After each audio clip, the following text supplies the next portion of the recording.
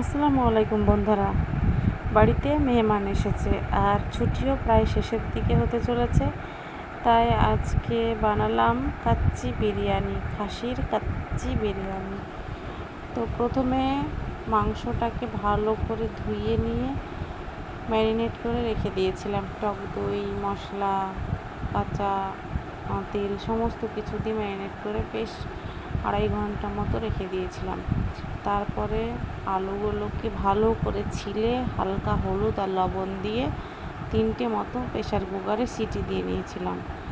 তারপরে তো দেখছেন বন্ধুরা, আমি বেরেস্তা ভেজে নিলাম বিরিয়ানিতে দেবো বলে। তারপরে এই আলুগুলো, সেদ্ধ করা আলুগুলো এখন হালকা হালকা করে ফ্রাই করে নেব। তারপরেই ম্যারিনেট করে রাখা মাংসটাকে ভালো করে কষিয়ে নেব। কষানোর জন্য হাঁড়িতে দিয়ে দিলাম কিছুটা পরিমাণে তেল, সরিষার তেল, পেঁয়াজ, রসুন, এলাচ, দারুচিনি এবং তেজপাতা। এবার মাংসটাকে পুরো ঢেলে দেব।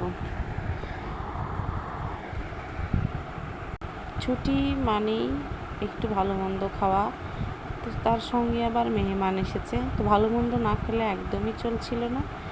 এই তো বানিয়েই ফেললাম, চেষ্টা করছি। দেখুন বন্ধুরা কেমন হয়। প্রথম থেকে শেষ পর্যন্ত আমার সঙ্গে একটু থাকার চেষ্টা করবেন। এই তো মাংসটাকে এবারে হাঁড়িতে ঢেলে নিলাম, ভালো করে কষিয়ে নিলাম। হ্যাঁ, এবার বন্ধুরা বলি, আমার শ্বশুরমশাইও একটু মুরগির মাংস খাবো বলেছে বলে ওটাকে জবাই করেছে। এই তো এবার আমি মুরগির মাংসটাও একসঙ্গেই রান্না করছি। মুরগির মাংসটা থাকবে সামনে, তুলে নেবে। মুরগির মাংসটা রান্না করার জন্য কুচনো পেঁয়াজ এবং কুচনো রসুন, এলাচ, দারুচিনি, তেজপাতা দিয়ে সরিষার তেল দিয়ে একটু ফ্রাই করে নেব, হালকা ফ্রাই করে নেব। তারপরে মাংসটাকে দিয়ে দেব।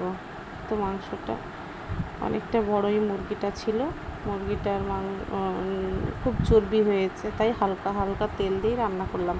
আমার শ্বশুরমশাই একটু হালকা তেলের রান্নাই ভালোবাসে, আমি ওই জন্য চেষ্টা করি যতটা পারি হালকা তেল দিয়ে রান্না করা। তারপরে হলুদ, লবণ, জিরের গুঁড়ো দিয়ে ভালো করে, একটু শুকনো লঙ্কার গুঁড়ো ভালো করে কষিয়ে নেব। একদিকে হচ্ছে ওই খাসির মাংসটা, মাটনটা, আর একদিকে হচ্ছে মুরগির মাংসটা। দুই দিকে দুটো কাজ চলছে হাতে, একটু রেস্ট নেই। খুবই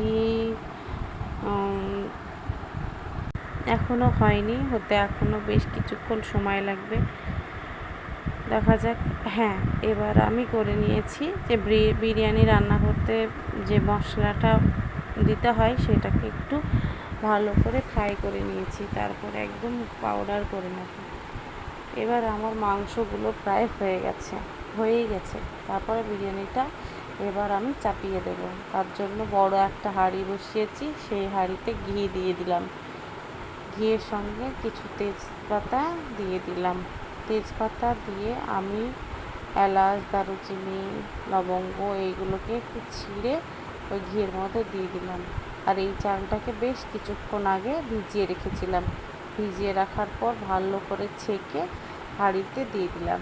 এই দেখুন বন্ধুরা, আমি কত সুন্দর ঝাঁকানাকা করে নাড়তে আছি, কারণ ভালো করে ফ্রাই করতে হবে।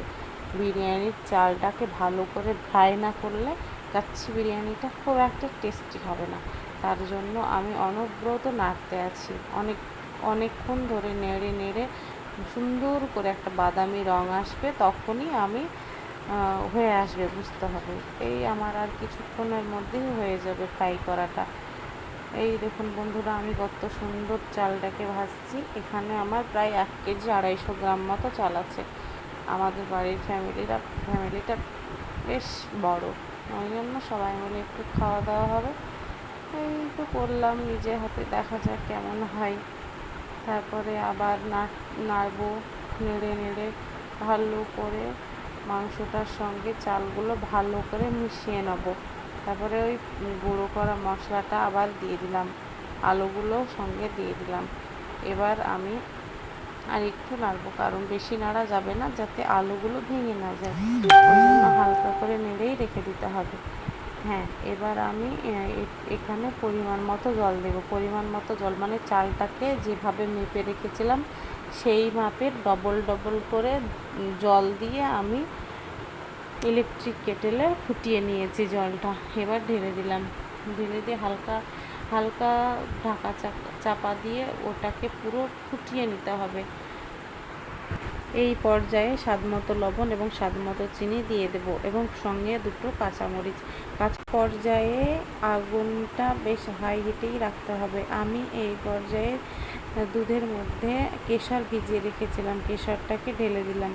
কেশরটাতে বেশ ঘ্রাণটা সুন্দর আসে। তারপরে বেরেস্তাগুলো ছড়িয়ে দিয়ে ইন্ডাকশানের উপর জল দিয়ে বসিয়ে দিয়েছি দমে দিলে বেশ ভালো হবে, বিরিয়ানিটা বেশ ফুলে ফুলে আসবে। তা বন্ধুরা, বিরিয়ানি খেতে তো সবাই ভালোবাসেন। আমি অনেকে নিজের মতো পদ্ধতিতে রান্না করে, তবে আমি যেভাবে রান্না করলাম এটা কেমন লাগছে কমেন্টে জানাবেন। আমাদের খেতে কিন্তু অনেক টেস্ট হয়েছে, মাশাআল্লাহ। ভালো থাকবে।